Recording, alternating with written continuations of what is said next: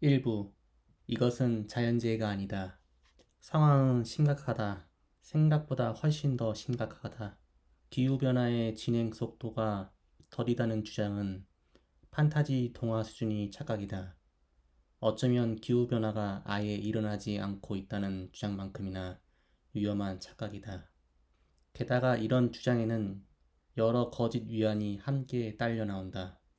지구온난화가 저기 외딴 북극에서나 펼쳐지는 이야기라느니 엄밀히는 해수면이나 해안선과 관련된 문제일 뿐 지구 모든 생물에 영향을 미치는 광범위한 문제는 아니라느니 자연세계가 직면한 위기일 뿐 인류의 위기는 아니라느니 오늘날 인간은 자연과 분리되어 있으며 자연에 둘러싸이거나 압도당하면서 살아가는 게 아니라 어떤 식으로든 자연 너머에 살고 있거나 적어도 자연의 영향력을 차단하며 살아가고 있다느니 경제적 풍요가 지구온난화의 공격을 막아주느라느니 지속적인 경제성장을 위해서는 화석연료를 사용할 수밖에 없다느니 경제가 성장하고 그로 인해 기술이 발전하면 환경 재난을 피할 길을 무조건 찾으라느니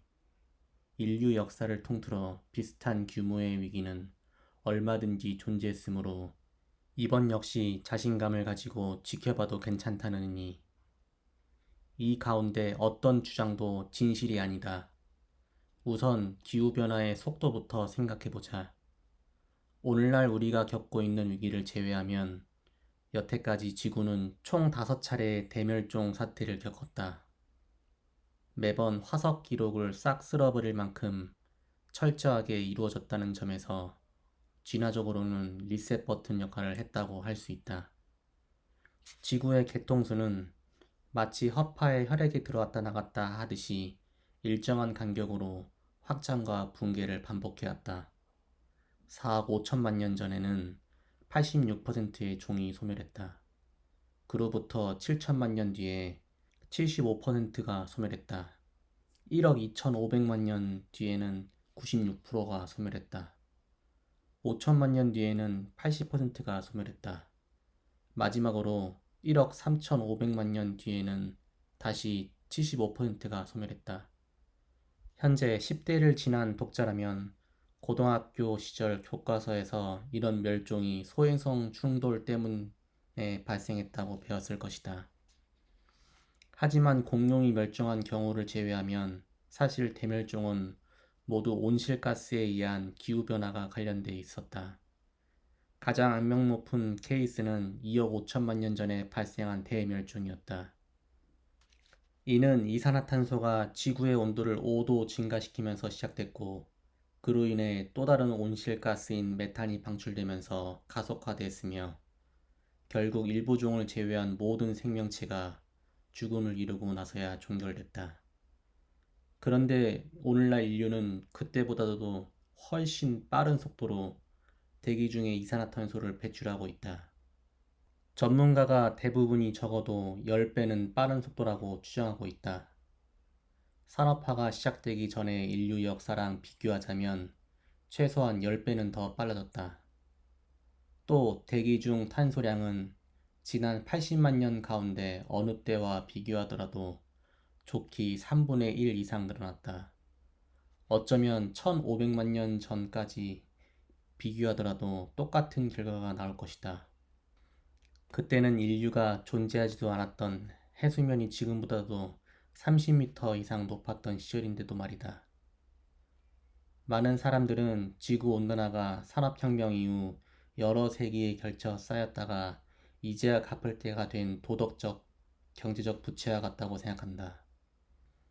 하지만 대기 중에 배출된 탄소 중 절반 이상은 불과 30년 사이에 배출됐다. 다시 말해 우리가 지구의 운명에 그리고 인류의 삶의 문명을 지탱하는 지구의 능력에 얼마나 큰 피해를 줬는지 계산해보면 엘고어가 기후 문제를 다루는 책을 처음 출간한 이후의 피해가 지난 수천 년 동안의 피해만큼이나 막대하다는 뜻이다.